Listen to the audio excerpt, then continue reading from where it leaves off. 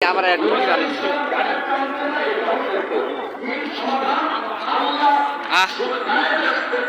Video করতি না তুই?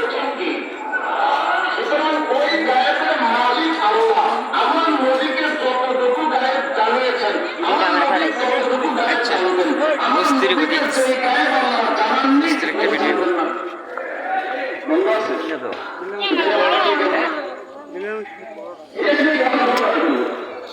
আজকে থেকে আমরা এক সিদ্ধান্ত উপনীত হতে পারি।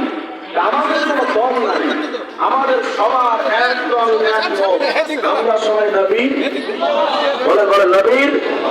এই ব্যাপারে কোনো বন্ধ আজকে যারা আমার রাসূলকে নিয়ে কটূক্তি করছে, আমার রাসূলের ইজ্জতের উপরে যারা আঘাত হানে, আমরা কেউ ওহাবি হতে পারি, কেউ সুন্নি হতে পারি, এক একজন এক এক পীরের মুরিদ হতে পারি, কিন্তু আমাদের সবার একটা চূড়ান্ত সিদ্ধান্তের জায়গা একটা হতে পারে।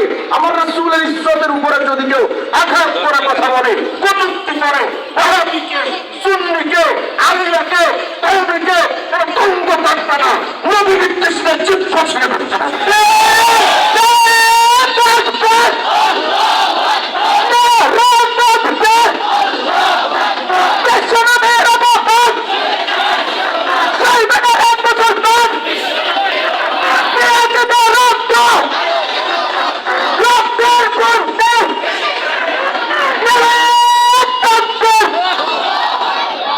আজকে কতিপয় বুদ্ধিজীবী নাস্তিকরা প্রশ্ন করে যে হুজুর নবীকে কেন মানবো, মোহাম্মদকে কেন মানবো? ডিজিটাল যুগ, যেটা আপডেট জামানা, আরে বাপরে বাপ, অনলাইনের যুগ, এই যুগে মিডিয়ার যুগে নবীরে কেন মানবো?